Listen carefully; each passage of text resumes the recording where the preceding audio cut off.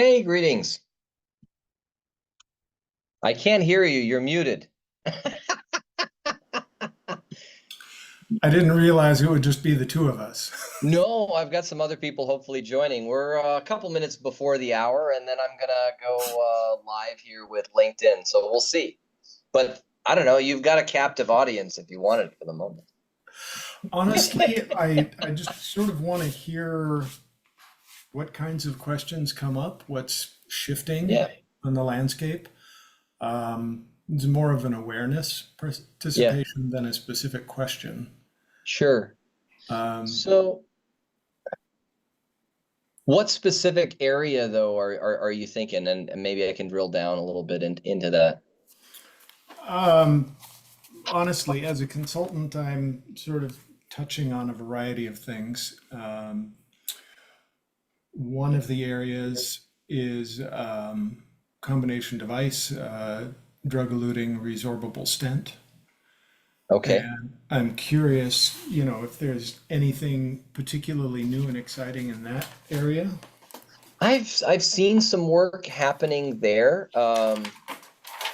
I've seen some resorbable stents, non-vas, in like some GI stuff. Hmm. I've seen recently some interesting stuff there. More not so much for that type of product, but the kinds of things that are coming up, a lot are around human factors. And I was talking with another ex-FDAer who recently had an issue with just human factors questions that are arising. So these are the kinds of things that can be an issue that'll come up. Biocompatibility is a big issue. And I'm sure for a resorbable stent, I mean, one of the questions, that'll come up is just around, what you're going to have to do for degradation testing and all of this, what time points is going to matter. And definitely, I mean, my general recommendation is working with, and presumably they're already, whoever's either you're consulting with or sort of directly getting them in touch with some biocompatibility experts. I really personally, I mean, they don't actually pay me to say this, I just happen to know these people, but like I really like the folks at Nelson a lot. um, I've also worked with the people over at LabCorp, and I think they're sort of my top two. Um, LabCorp usually will be a little bit more cost effective for you, and they're pretty credible. But Nelson will do a lot more hand holding, but you're going to pay for that, right? So that's been my experience there. Um, and you know, here, let me just see if there we go. Um, I also understand that cybersecurity is getting a crackdown. yes, yeah, I was just on a call today. Hey, welcome. I was just on a call today that HHS was putting on around I think it's Black Basta was the one security threat happening recently. Um, so yeah, so that's absolutely a major issue that that will arise as well. So not so much for an implantable biodegradable product unless it's doing more than they usually do. I It's a cyber vascular product, peripheral.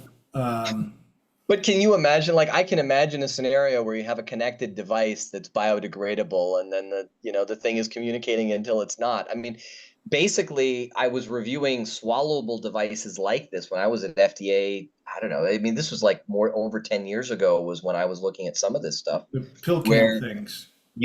well, actually, this one was for tracking, a drug adherence. And they had a little chip, and the thing would power itself while it's going through you, and This, then I think they used to be in the building, just in the complex right over here in Redwood Shores. very, very possibly. Procep? No, not. they were near Procept Proteus. Mm-hmm. Okay, yeah. Yeah, I yeah, knew a couple people who worked there. yeah, yeah. So anyway, it's just it's kind of wild. Um, So while David, you're busy trying to get us published on I'm trying to get us LinkedIn, published and going, but yeah, go for it. I just wanted to say hello and introduce myself. I'm Olin Palmer, and I'm a consultant. I work for a number of companies, have been in the medical device space for about 35 years. And I signed on mostly to hear other questions, not so much to ask my own. So I'm Uh, curious where you're from and if you have specific questions that you're going to ask. yeah, let's jump into that. What are your questions? Any questions? Come armed with them. Hi, good afternoon, if it is afternoon for everybody. Um, Thank you for having me. So I'm early in career, and what I've been doing thus far is regulatory medical writing, and I'm interested in learning further about the regulatory maybe strategy space and just expanding my knowledge. And I had Yeah, I met you at a RAPS event, David, a little while ago. Hmm. And um, yes, I see these notifications, or actually when scrolling through, I've seen that there will be LinkedIn live sessions, and then I can't seem to access it. So Okay. it's not access, but I guess I need to save it as soon as I see it. So my intention is also to come in and listen, stay current on topics that are relevant to the industry. Very cool. So I thought of a specific question. One of my clients is looking at biocompatibility testing for an instrument kit, and they are arguing that the handles are not patient contact, and so the handles are not being, they're not planning to include them in the extraction. That's because they're telling people to wear gloves. Yes, so my counter argument is that yes, the physician wears gloves, they handle the product, they touch things at the interventional site, and it is therefore indirect patient contact, and you should consider it all part of the same surface area. But they've argued back that they don't want to do that, and since I'm not a regulatory guy, I'm R&D and ops, they're ignoring my opinion. Yeah, I've seen people do it both ways. It's generally best practice to do at least skin contact for the Yeah, handles.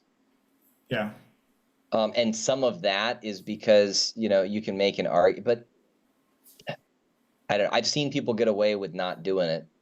And usually the justification is that we want to focus on those parts of the device that have the most invasive patient contact.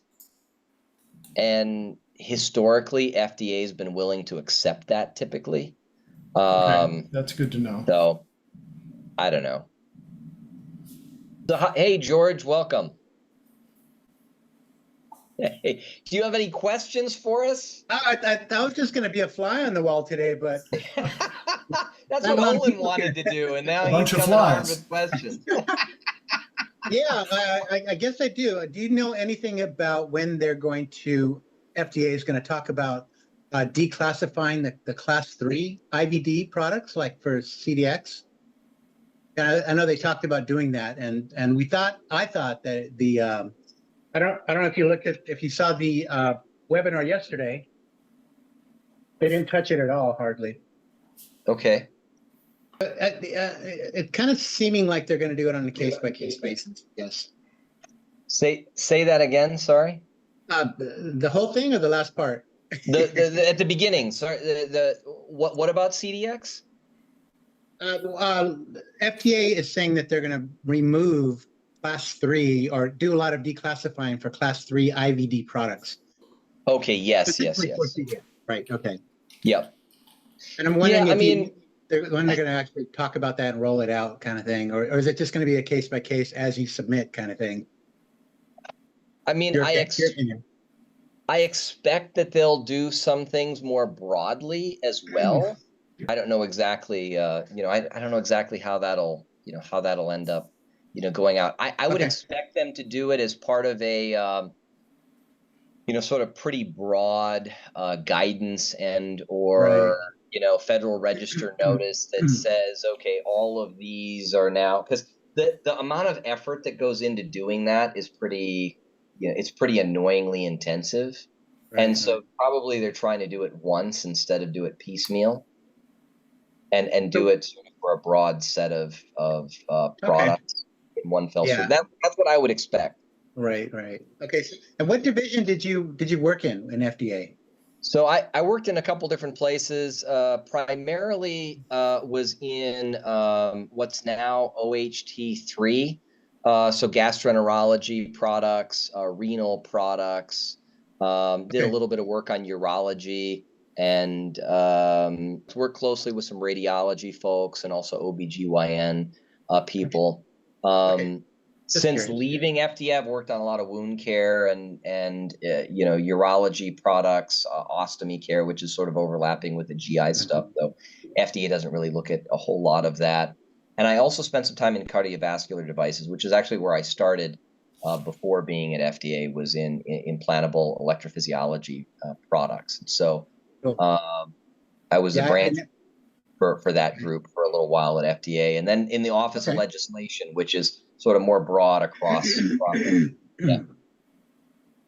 Yeah, many years ago, I worked in Biotronic, and I was in charge of the implantable cardioverter defibrillator line. So I don't think we've crossed Wow. paths if you were over there too. So No, I was there for a while, and before that, before I joined FDA, I was at St. Jude Medical in their field sales organization. So that was sort of where I started in medical devices. My plan was to work in neurally integrated, prosthetics and do development R&D work there, and ended up actually doing some of my master's work at Hopkins with people that were doing that, but ended up going to St. Jude because they had acquired a company called ANS, and wanted sounds to familiar. Yeah. work my way towards neurally integrated prosthetics, potentially, doing in-house, engineering or R&D and this kind of work with that technology that they developed, but ended up going on a totally different path down into regulatory. So I don't know. Yeah. Life, How do you life is choose strange. regulatory? It's like regulatory chooses you. It chooses you. Well, at least for me, it chose me. So Me I too. happen to have gone to Case Western. And then the thing that was interesting is at FDA, in the group I ended up working in for most of my time there, there was somebody who'd gone to the same university. She was actually a chemical engineer, but she got a bunch of resumes from the university. And I happened to, I don't even remember this, but I happened to, I guess, have gotten some resume advice from the Career Center when I was first starting out. And so that's how they got my resume, FDA. And they called me. Like I did not, I didn't apply to a position. I didn't, I did later, you sort of go through the process, but it's like they pick up the phone and call me and it's like, you sort of feel like you're like, is this a joke? Like, Right. Right. Yeah. That's funny. Anyway, so they were doing a big hiring push at the time. So that was good. Yeah. But now you can go to school for it and get a degree in regulatory affairs. I don't know. I kind of feel like getting a degree in this is probably, I don't know, suboptimal. I don't know. Yeah. I have 30 years experience of hard knocks, and yeah, I don't know if it can compare. Actually pushing through filings is, yeah, you learn so much. Yep. You got to do it. Yep. Well, I guess you're answering some of my questions. I think right now I'll speak to the pharma space at least. I, it's hard to get experience because they want you to already have had experience, and you Right. like, and so I think a lot of people are choosing the certification route or going to school for regulatory because that's seen as somewhat of an experience. I think with some of the schools you have to you end up interning at some companies, and that gives you Right, right. a leg in, but it's become a lot more competitive. It's kind of Yeah, and you're right, for sure. That's probably the safest route, right? Especially oh, now because the it's not market's such a guaranteed mess. though. Yeah, no, it's not guaranteed, but it kind of gets you past this. The Yeah. market's in a weird position right now. I don't understand what's happening out there. I've been unemployed for a year and I have 30 years experience and tough. I'm getting traction basically this month for the past Yeah, year. well, the last 2 years have been kind of brutal. I'd say it was about May, between May and July of 2022 is when a lot of things really started to, to slow down. Yeah. And a lot of small, because I work mostly with small and medium-sized companies, and a lot of them didn't close their funding rounds for like 18 to 24 months. And so I'm starting to see that trickle through the quality side of things too. I was talking with a guy and he was saying it's been slow for like a year. Mhm. But I would say for very early stage, like regulatory, kinds of stuff, it's been like it's picked up again in the last 6 months, like since January, it's probably been better. But it's still not what it was 3 years ago. I mean, No 3 years way. ago. Because I used to be the only guy in the waiting room applying for jobs. Nobody wants this job. But now I can't get traction. It's like, oh my gosh, yeah, tough. No, yeah, I don't know what to tell you. Um, Keep chugging I, along. Yep. but I mean, some of it too is, I don't know, maybe Olin has some feedback for us. I mean, what? No, I I went from full time to part time in November of 22, and Mm, um, Never look back. I picked up a few contracts, but it's been really quiet. Yeah. And I have one main client that keeps coming back that sort of keeps me afloat. But yep, I'm looking for full time gigs now. Yeah. So yep. yeah, there are a handful out there. There was a wave. So I'm not regulatory. I'm R&D and ops, and Yep. there was a wave of hiring at the robotics companies, Hmm. Yep. Intuitive, Noah, Yep. um, Titan, and but that seems to be tapering off again. And I don't have specific robotics experience, so I got my foot in the door to get interviews because I know people, but I didn't land anything there. I have Interesting. some other things on the plate now, but knock on wood. Well, in the last couple of months too, I mean, things have definitely picked up more in terms of conversations I'm having with people about different projects and things. But definitely the close rate on those projects and their actual funding. So I know there's one company in particular I've done some conversations with, and they're in the process of closing funding, and I expect they will. But Mhm. everything is still a little bit delayed, Right. I would say, in terms of like closing funding rounds. Mhm.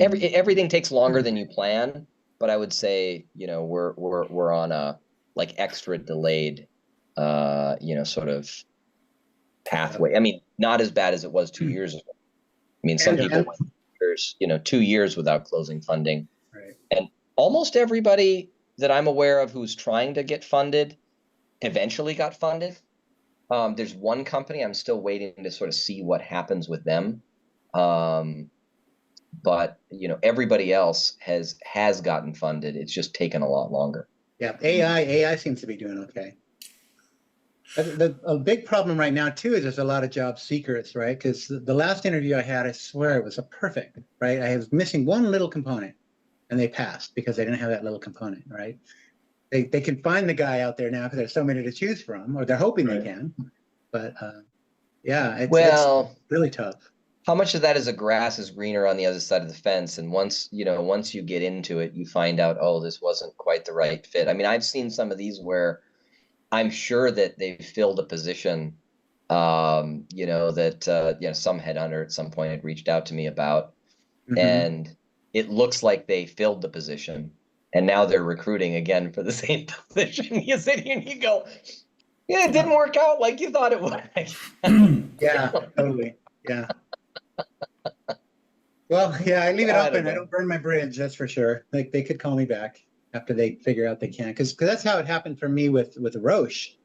They wanted me only for my PMA skills, and I went on the interview. I said I got a D in chemistry. I hope you're not hiring me for that. And they're like, nope, we need you to put a PMA together and defend it. I'm like, okay, did that. So that was pretty cool. Yeah, yeah, no, very cool. So I expect things to get a little bit better here and continue getting a little bit better. Yeah. I mean, I don't know. We'll see what this is a bad time to be looking for work, though. I mean, you want to have something locked in before the election happens, because usually it doesn't matter who wins. It doesn't matter what, you know, it's like right around the time of any election, you tend to have a little bit of disruption. And it's like if you're in the middle of that whole process, you want to have found a place before that typically. Hey, I don't know, is it Kai? Who do we have on here? 123K at IASC. Yes, Hey, how's it going? good. You got any questions you can ask a former FDAer? Actually, for me, I want to learn some regulatory policy experience about it. Any key questions? Any specific topics that I can hit on for you? Actually, I work on process development and characterization part. Actually, I want to learn something about this part. I'm in this Product industry not release? long. Sorry. Product release? Actually, that's like a protocol update every year. So what's the policy about it? Which protocol? Sorry, clarify. Or maybe George got it. I didn't.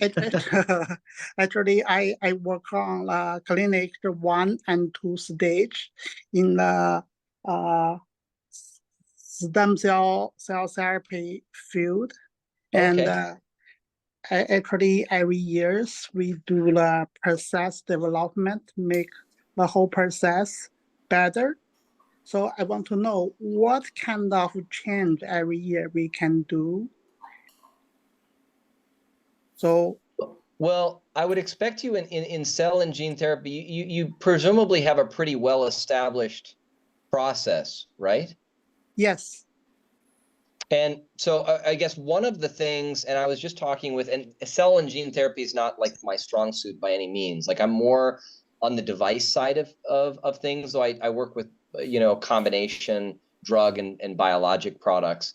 One of the biggest things there is making sure that as you have your processes in place, that you can scale them up.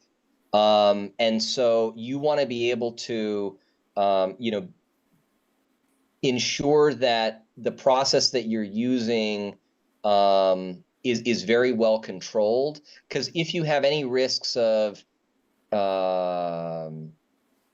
know, having to sort of start over from scratch, then you're going to have to go back and potentially do all of your development work, all of your clinical assessments and things, you know, over.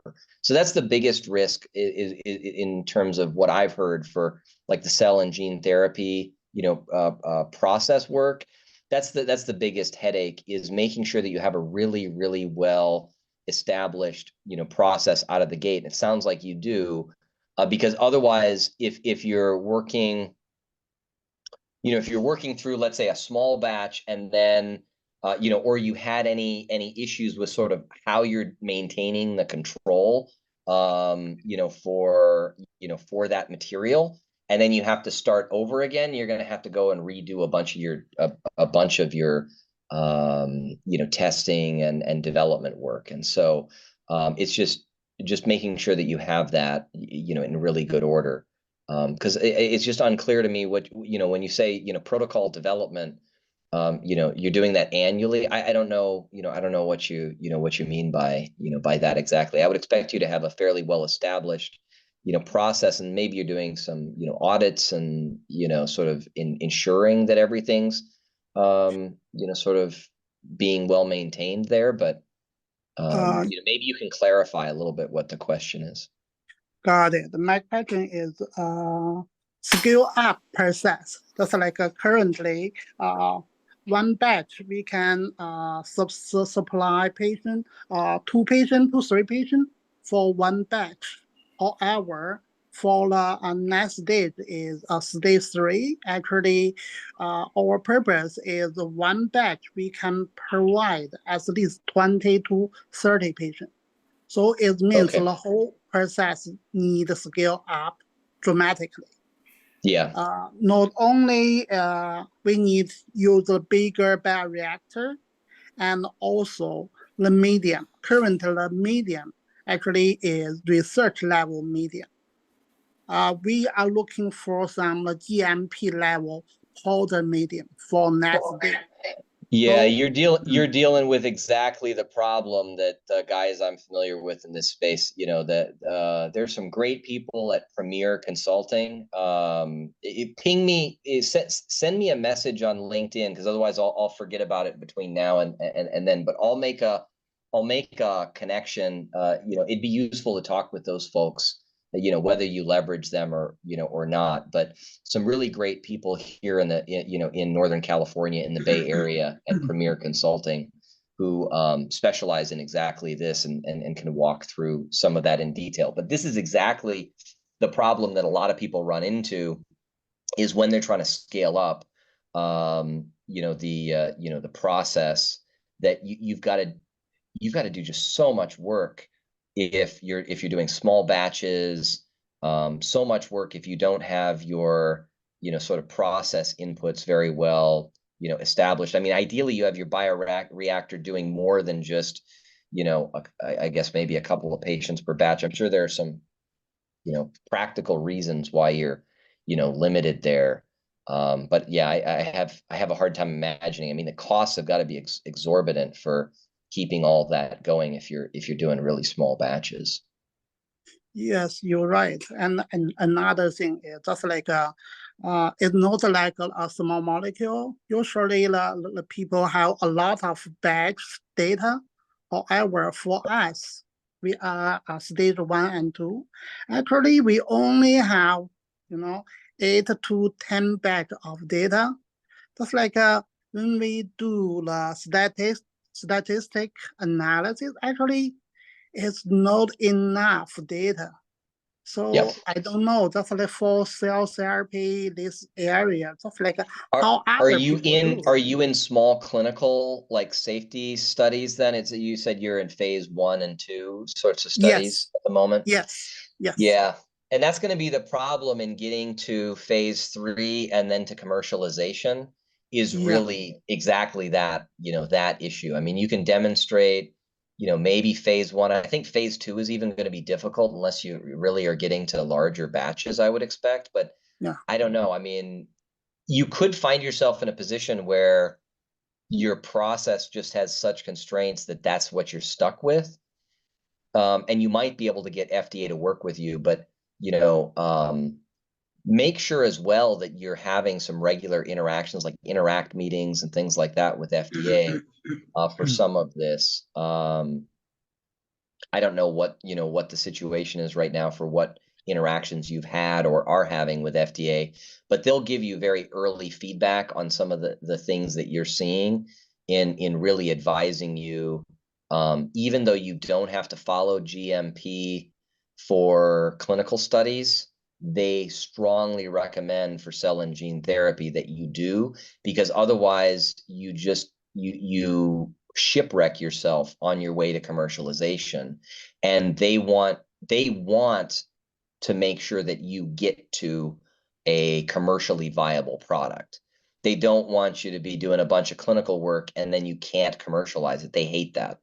I mean, you can. I mean, practically under the law, you can, but they're going to give you a lot of advice around that, because they don't want to send you a negative, like letter. They don't want to disapprove your product for commercialization. They want to approve your product. If you've gotten to that point and you can treat a handful of patients, they want to approve you, but they need you to do certain things under GMP. Otherwise, you have to sort of go back to the drawing board, and that's just brutal. Got it. It's great. Actually, I have another question. Yeah. This question is specific for stem cell-based cell therapy. So Yeah. usually for stem cell-based therapy, is people can do gene editing in stem cell. Then Okay. this stem cell can expand it to large number. After that, differentiate into specific target cell. For Yep. example, in our case is the iPSC after gene editing, then let the stem cell differentiate into beta cell.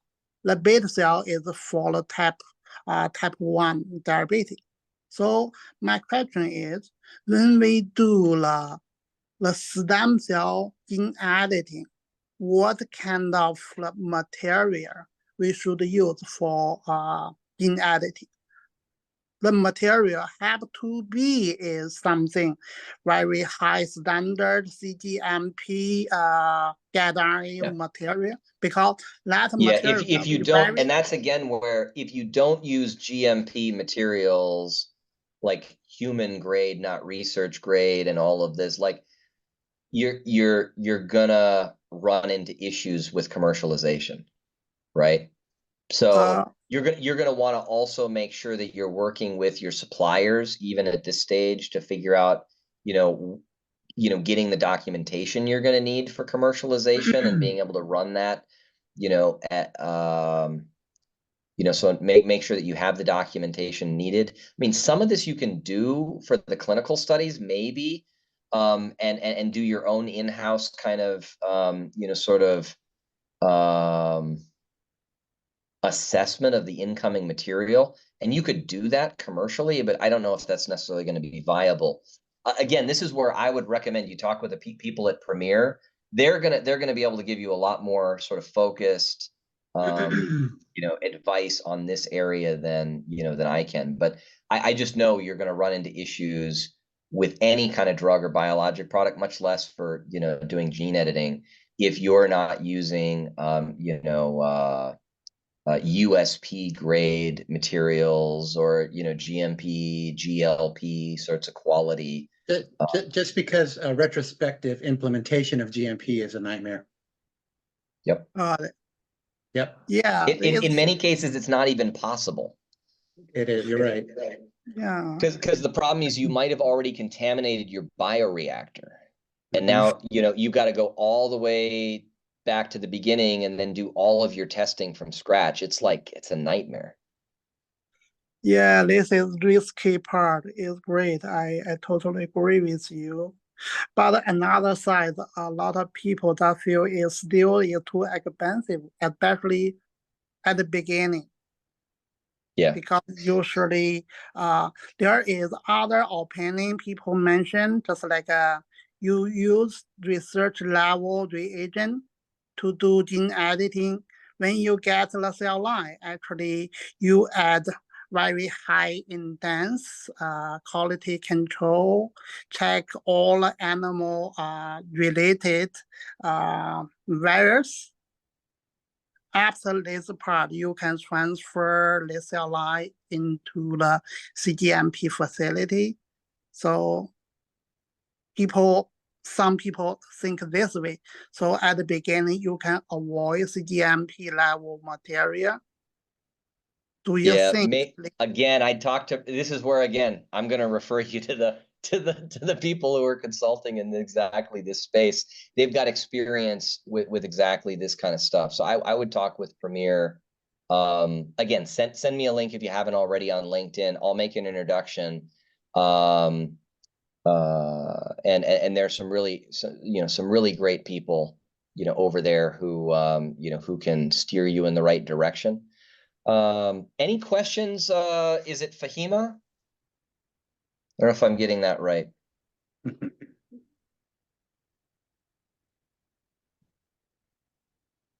You're on mute. I don't know. Yeah. Sorry. Hello there, Miss Say your name again. Fahime. Fahima? I'm Yes. gonna mispronounce it. I'm so sorry. It's okay. You can call me Fahim if it's easier to pronounce. No, I'm it doesn't even matter what, my accent will probably butcher any and I'm maybe better than most Americans, but It's so okay. so forgive me.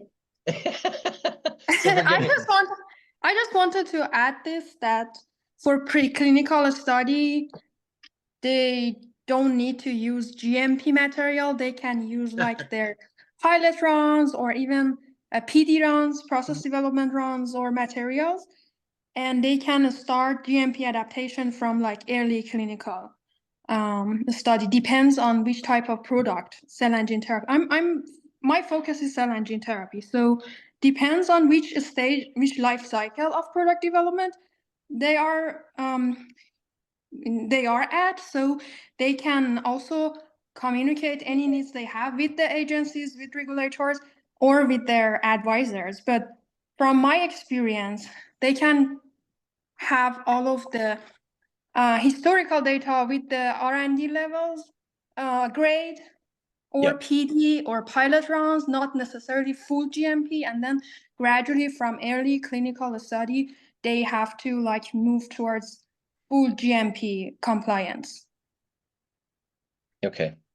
Yeah, I know, FDA has been making specific comments. This came up in a recent meeting we had with the San Francisco RAPS chapter.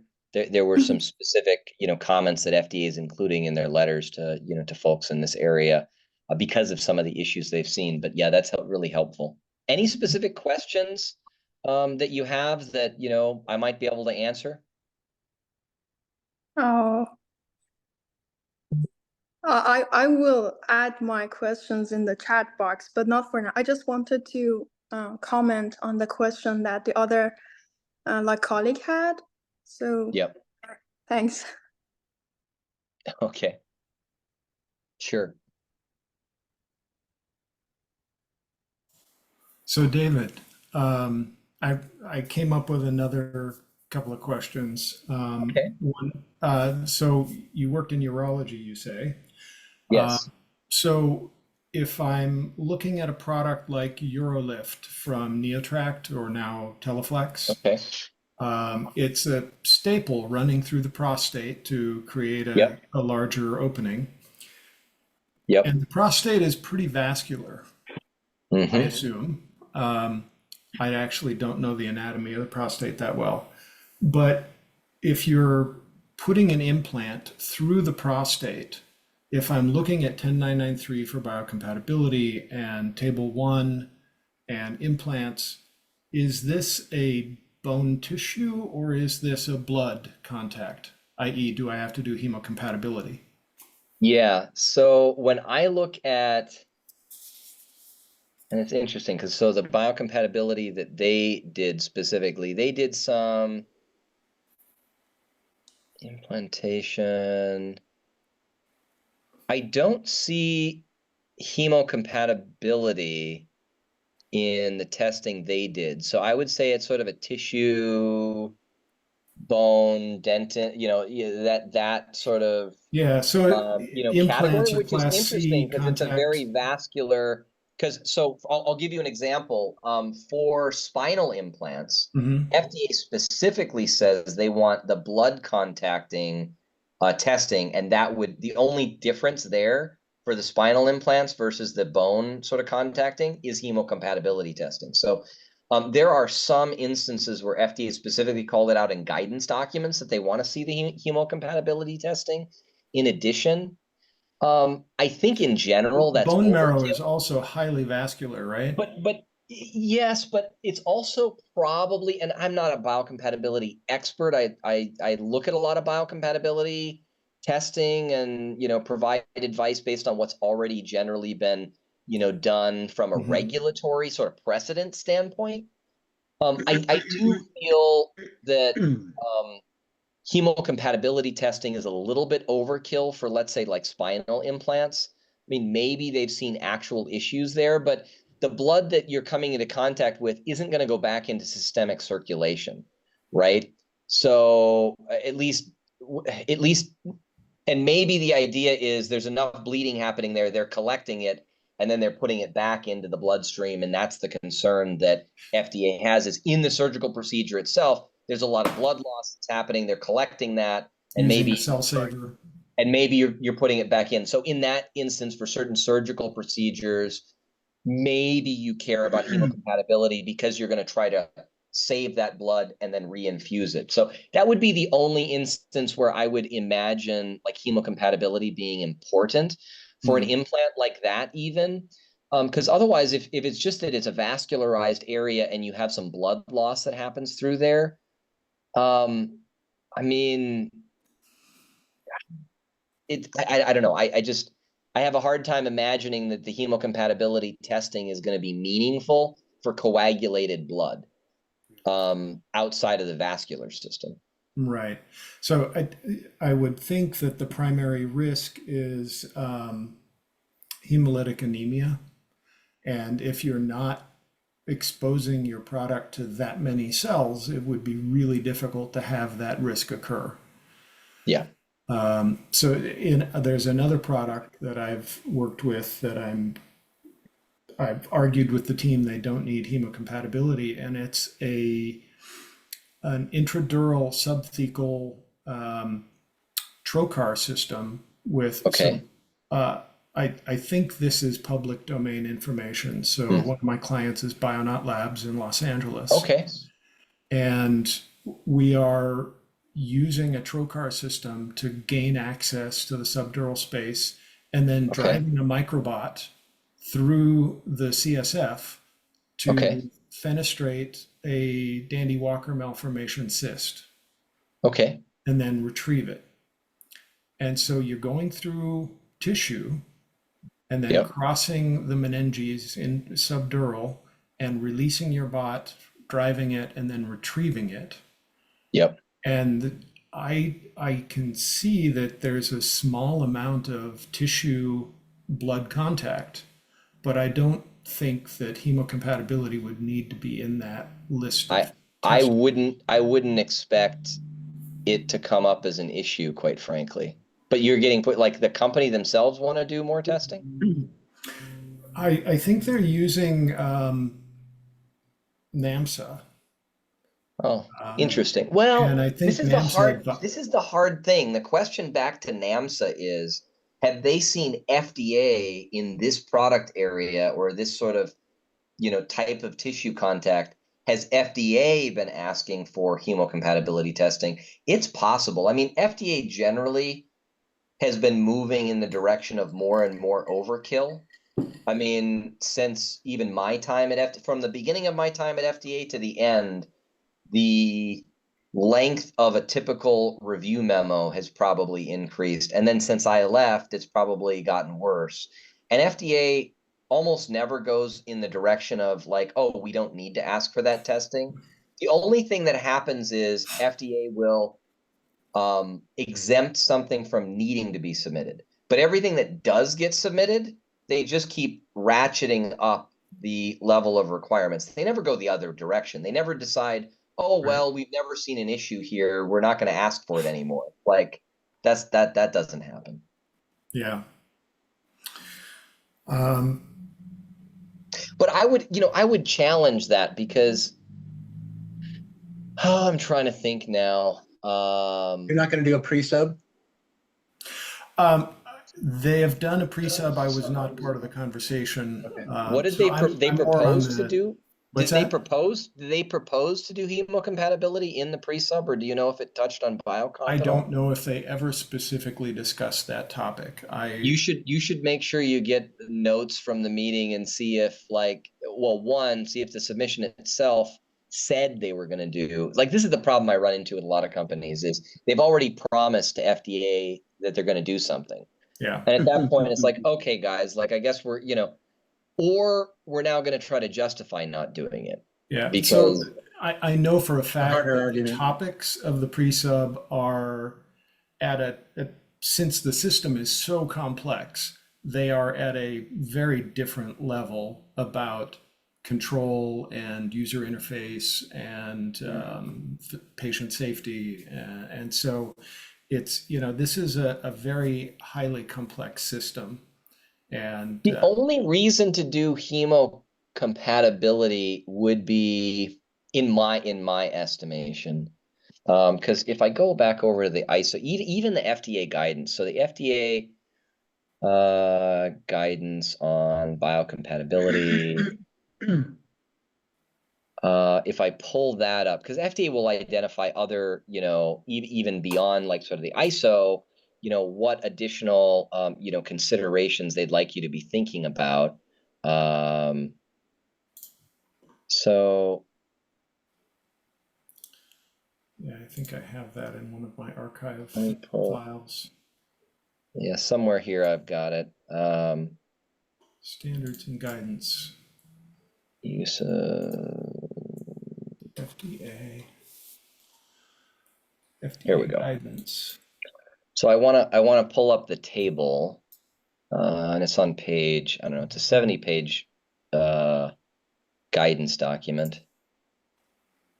Oh, here we go. So in terms of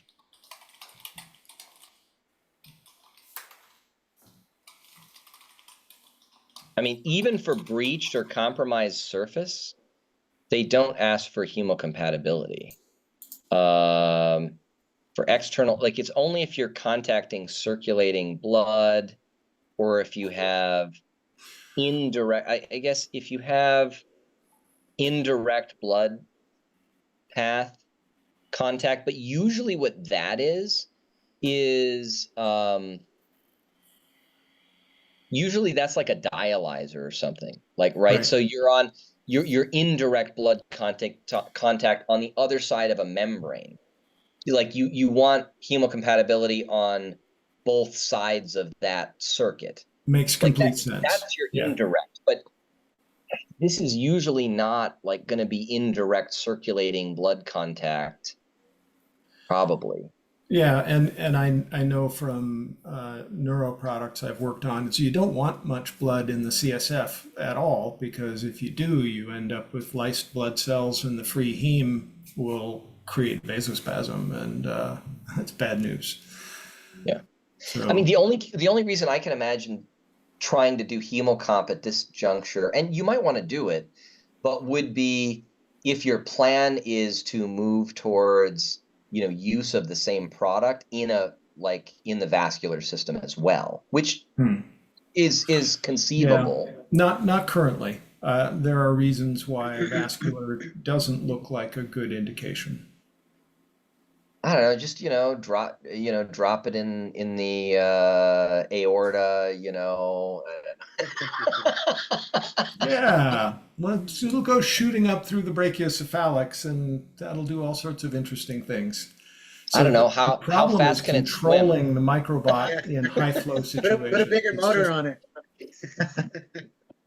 Actually, just send it over to the lungs, right? It's like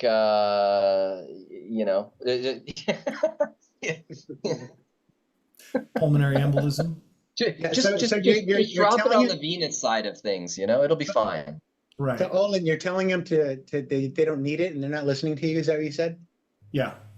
Okay. Yeah, I would take David's advice. Definitely look at the pre-sub notes, see if there's some good minutes taken, and maybe they did commit to it. And David's right. Once you commit to it, you're stuck, even if it's non-binding. But this is the other thing about hemocompatibility testing. It's one of those things where I tend to take the approach of I want to get the submission in as soon as possible, at as low a cost as possible. And usually, if you have some question, usually they're not going to ask about hemocompatibility testing alone.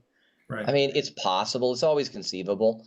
But like even if you did some of this testing, I would tend to hold it back.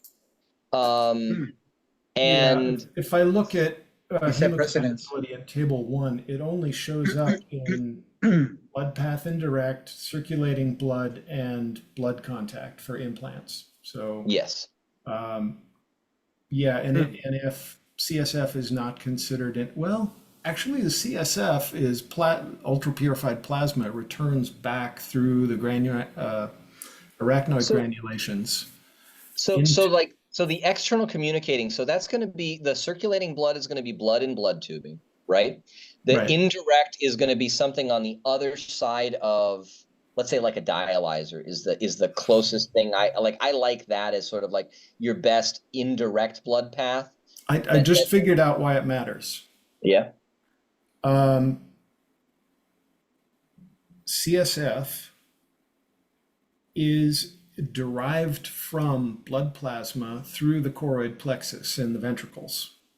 And so it Okay. comes out of the blood and surrounds the brain without all of the extracellular baggage.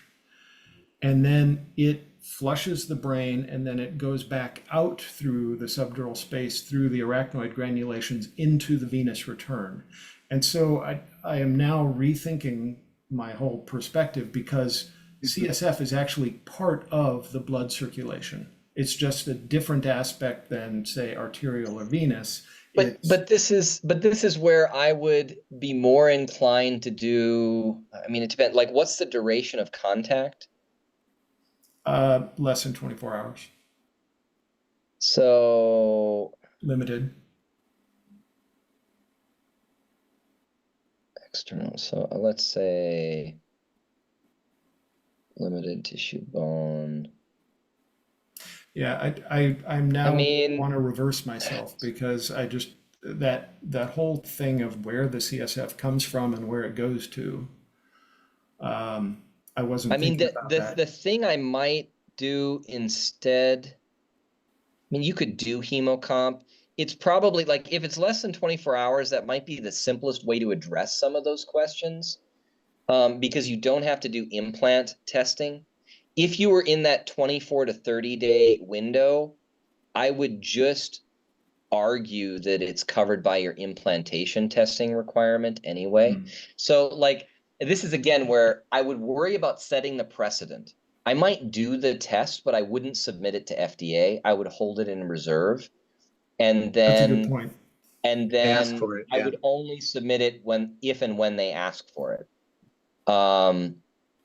Because otherwise the problem is every time you make a material change now in the future, you're setting a precedent for yourself that you don't necessarily want to be beholden to on general principles. Like maybe you do that test every time you make a material change, but you want the flexibility.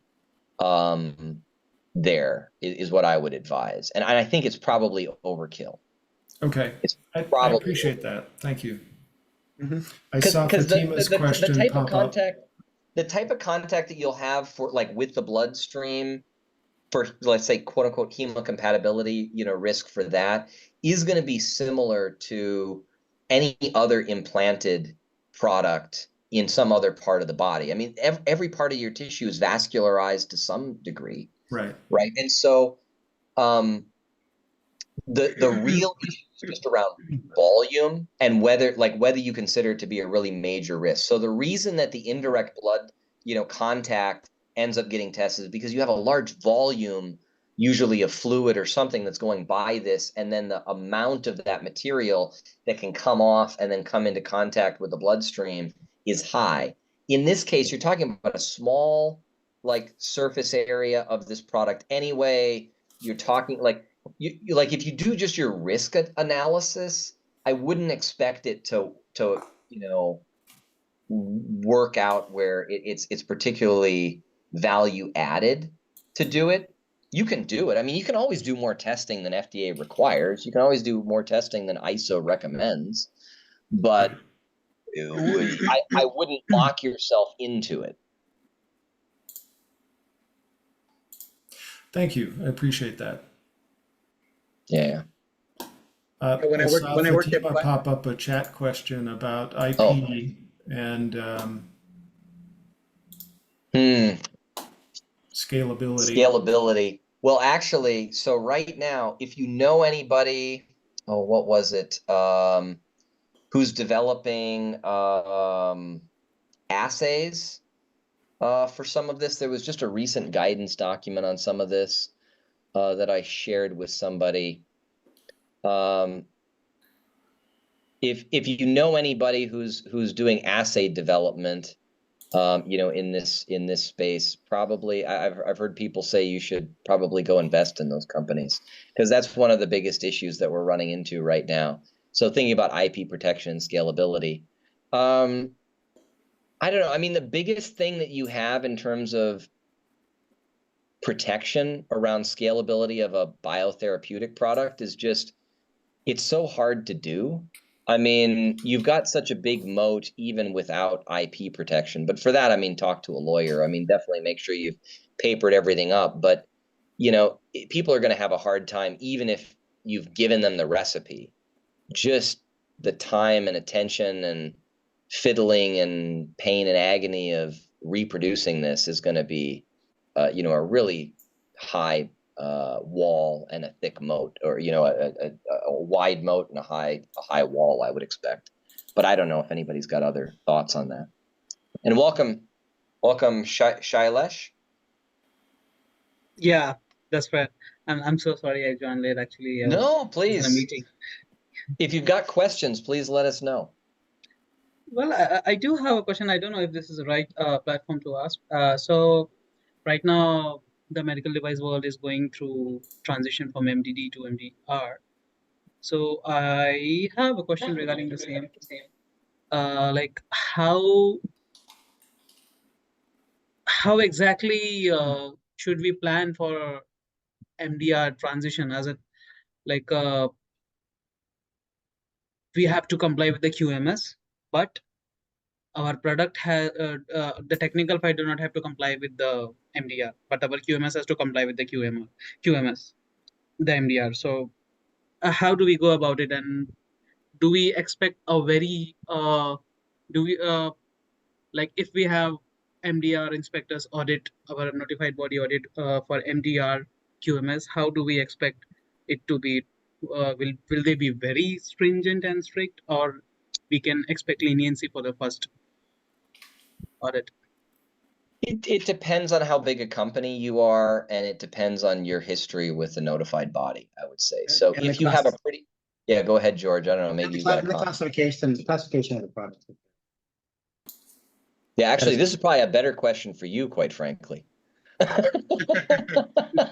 Maybe. I mean, I've done IVDR. I mean, it's pretty much across the board, kind of the same, pretty much. But Mhm. yeah, we've had an inspection. I don't know, what classification are your products? It's class 3. Class 3. That's like Yeah. high risk, right? Yeah. Yeah, you're not Yeah. going to get as much leniency. No, you're not. They're going to expect everything. So have you submitted your technical documentation files? Yeah. Yeah. And there you got them approved? I mean, our product is already in the market since last 20 years, and But the updates, did they get Right. reviewed yet and approved? The changes? the MDR technical file? Yeah. No, not yet, not yet. Okay. Okay. Do you Yeah, have they're any gonna- questions from them on that? Regarding the MDR technical file, right? Yeah, Yep. from the notified body? So no, not yet. They just told us that first step is to ensure that our QMS is in compliance with MDR. So once our QMS is in compliance with MDR, then they will come and audit, and post that we will be updating the technical file. Okay. So the technical files haven't been updated yet? No, not yet, not yet. Oh, okay. So Not completely.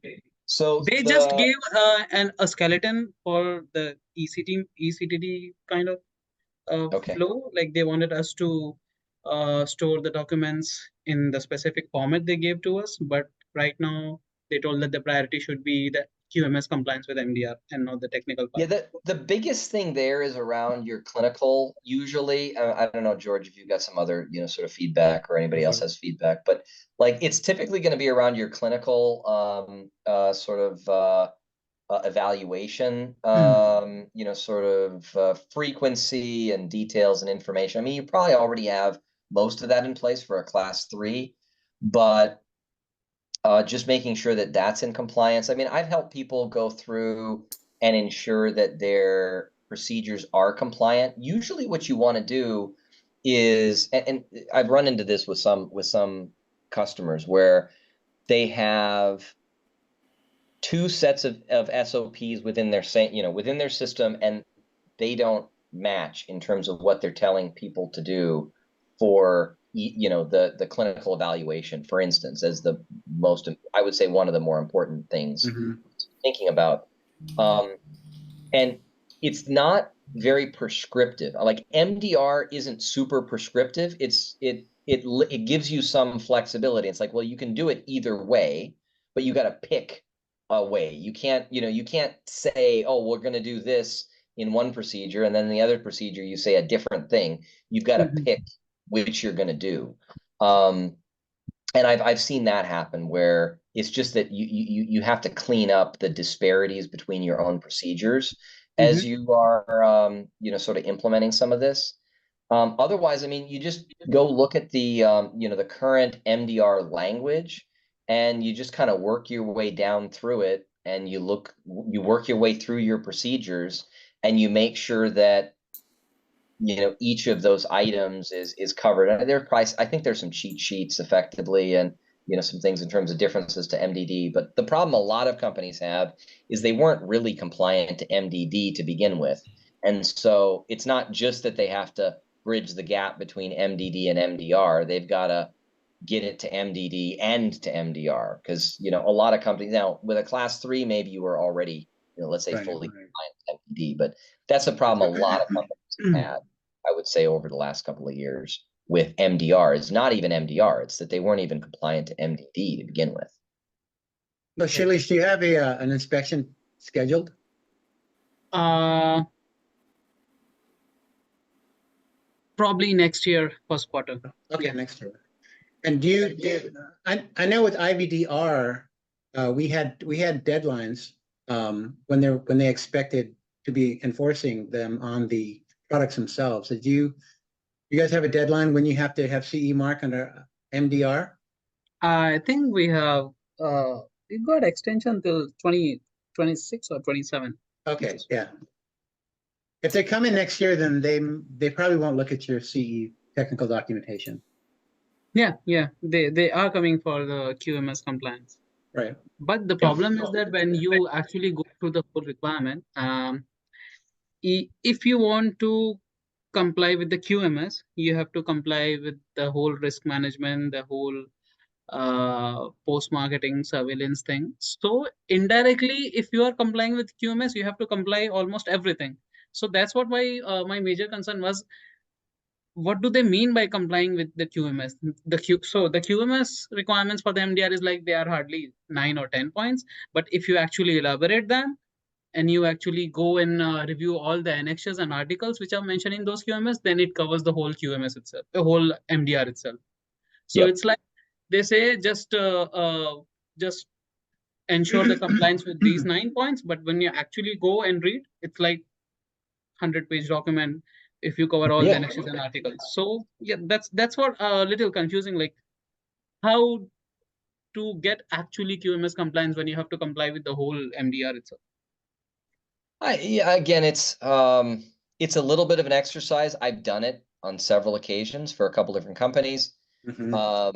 Basically what you do is you just start sitting down and you work through each one of your SOPs, and you on multiple screens, I have up the current, and maybe a couple of the SOPs that are related at the same time. I'm sort of going through them. So I've got my clinical SOPs all together. And then I'm just like literally going through the text, on the EU, from the PDF of the most recent version of MDR effectively.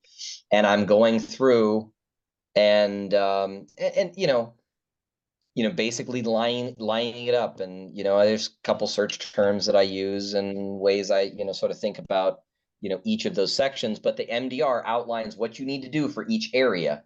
And then within your SOPs for those areas, you just make sure that you've dotted your I's and crossed your T's and you cover those requirements.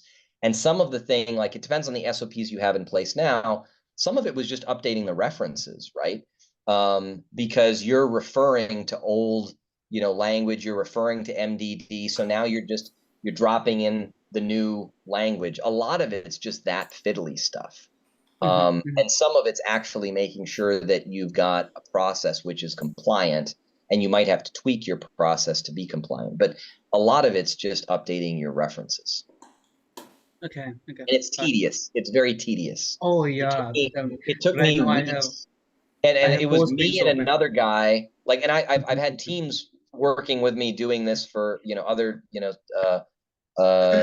companies, but like in the one in particular that was pretty straightforward, even that was me and another guy spending a couple of weeks of our time going through and manually tweaking all of the documents in their, in their quality system. And it's for one person, it's at least 2 weeks of work, I would estimate, and probably more. Yeah, you're correct. Just to update simple stuff.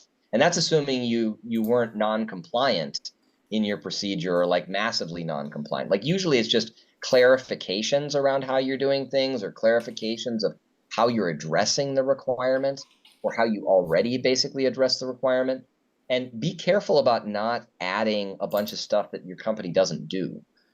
Make sure that what you document is what you're actually doing. And if what you're doing isn't compliant with MDR, then make sure you change what you're doing and then document in your SOPs what it is you're actually doing. This is where most of the notified bodies will catch you out, is not your compliance to MDD or MDR, or whatever the regulation is. They mostly catch you being non-compliant to your own SOPs, not that your SOPs are not compliant with the underlying regulation. If that makes sense. That's most absolutely. And that's the same with FDA. FDA will find you non-compliant, not usually with 820, though sometimes, you're non-compliant with the underlying, requirements. It's usually that you're non-compliant with 820 because you're not following your procedures. And if you just written your procedures differently to match what you actually do, you'd be fine. Got it. Yeah, it actually makes sense. Yep. Yeah. Well, I know we're after the hour. I don't know if anybody has questions. I'll drop off here in a couple of minutes, but I want to thank everybody first for your time, and Thank you. really appreciate the questions and the discussions, and hopefully it's been useful and interesting for everybody. And we went, I don't know, far afield and lots of different topics. We did. Yeah. Good. Any Thank you final so much, questions David. or thoughts? Oh, thank you. Thank you so much, everybody. Thank you, David. Appreciate it. Thank you. All right. All right. Well, good luck, George. I hope you find, I don't know, something. Yeah, you Same, and me both. I don't know, whatever you need. I hope you find it. Ask and the door will be open to you. Hey, David, feel free to call me if you have any kind of questions from my experience. I could talk to you about. Absolutely. Too. I'll definitely ask you questions. I'll be in touch, I'm sure. Yep. All right, good to meet you guys. Take care. Bye. Bye. Thank you. Bye-bye. Bye, guys.